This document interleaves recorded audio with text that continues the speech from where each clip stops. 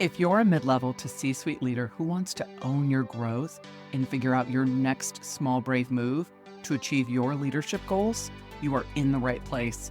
Welcome to the Small Brave Moves podcast, a weekly deep dive on how to be braver in leadership and in life for exceptional results. I'm your host, Nicole, best-selling author, certified master executive coach, NSA certified speaking professional, chief bravery officer, and tough talk expert. If you're ready to become a better, braver, and more authentic leader, let's dive in. Thank you so much for being here, friends and brave leaders. In today's episode, we're going to talk about something we all encounter, failure. Specifically, we'll explore the art of failing and how to embrace those slips, trips, and falls that inevitably happen along the way in leadership and in life. Remember, it's not a perfect journey. The master has failed more times than the beginner has even tried. This quote by Stephen McCraney perfectly captures the essence of today's topic. Failure is not just an occasional misstep. It's an integral part of the journey toward mastery and success. I'll never forget one of my first meetings as the executive leader in a new role where I was now responsible for purchasing and facilities in addition to all of HR. And my new purchasing manager had stepped into my office to share a serious problem. You see, the chief executive officer, the CEO, was signing off on the chief risk officer's, CRO's, expense reports and vice versa. So let's pause for just a minute. Think about that. CEO is signing the CRO's and the CRO's is signing the CEO's expense report. Now, many of you are gasping as you listen to this, and I felt the same way. It's a big issue, especially since we were in the process of being acquired by a public company. And I said, let's go ahead and get this adjusted. So I suggested a solution to the CEO, and the solution was simple. Let's insert the CAO, the Chief Administrative Officer. So now you have three people. You have the CEO signing the CRO signing the CAO. So it was a very simple adjustment that would solve a potential challenge or issue.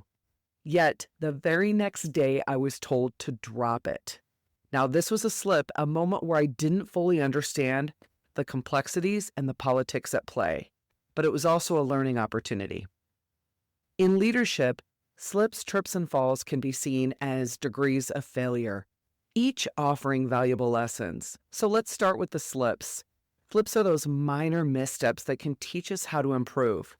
For example, when I first took on a new role at ConAgra Brands, the feedback from the HR survey was brutal. The comments compared going to HR for help to getting an enema. Can you even imagine? And I remember printing that off of the survey and putting it at my desk in my new office. And it was clear we had a lot of work to do. These slips taught us the importance of clear expectations and the need to set strategies and goals.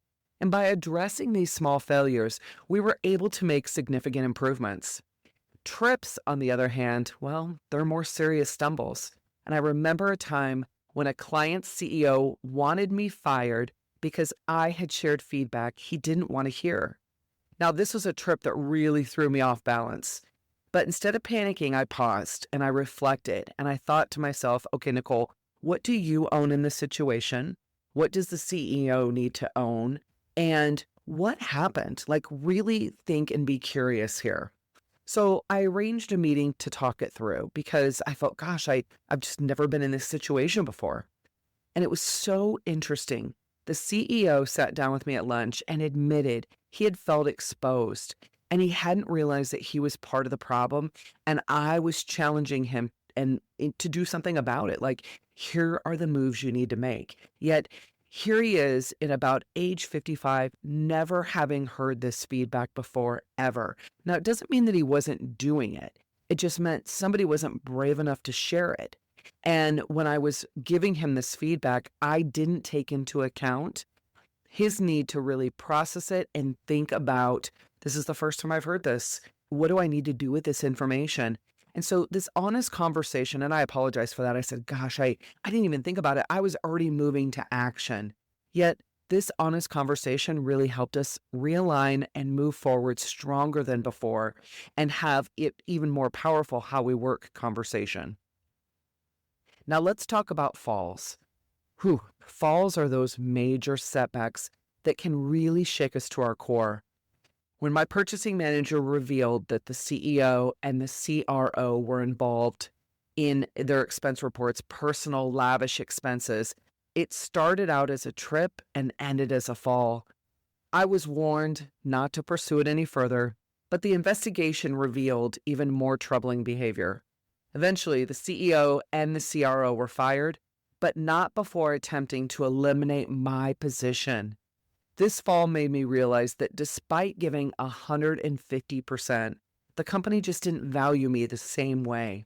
And it was a wake-up call to seek out a place where I could truly make a difference. You see, taking chances is an essential part of embracing failure, whether it's a small risk like trying a new approach or a big one like writing a book. Taking chances opens up possibilities. And I want you to think about it as intentional risk-taking, giving yourself permission to experiment so that it can really lead to tremendous personal and professional growth. I know when I'm on the stage and I'm taking a risk and trying something new, there's tremendous growth, and vulnerability on stage creates bravery in the audience. Stepping into discomfort is another key aspect of embracing failure. Leaders who practice small, brave moves understand that the journey to being a better, braver, and more authentic leader is rarely a straight line. It's messy. It's filled with slips, trips, and falls, yet each experience has value and contributes to our own growth. Brave leaders don't fake it till they make it. They face it till they make it. They get up, they work hard, they fail, they stand back up, and they try again. It builds resiliency in our brave moves. Embracing failure means acknowledging it as part of the process and learning from it. Reframing that past mistake as a valuable lesson can help us become more compassionate, wiser, and definitely more resilient. I hope that this episode inspires you to embrace your own slips, trips, and falls as opportunities for growth. If you've enjoyed today's episode, please subscribe. I'd love a review. And if you'd share it with a friend, I think that'd be amazing. And until next time, keep making those small, brave moves. And remember, failing is just another step towards success. Thank you for joining me for this episode of the Small Brave Moves podcast. If you're wanting to take this work even deeper, I'm here to help. From engaging in inspirational keynote speeches to transformational coaching and workshops for leaders and teams, page-turning books, online courses, and enlightening leadership development retreats. There are so many ways that we can work together to take your leadership to the next level. For more information, check out the show notes, and let's do this together, one small brave move at a time. See you next week.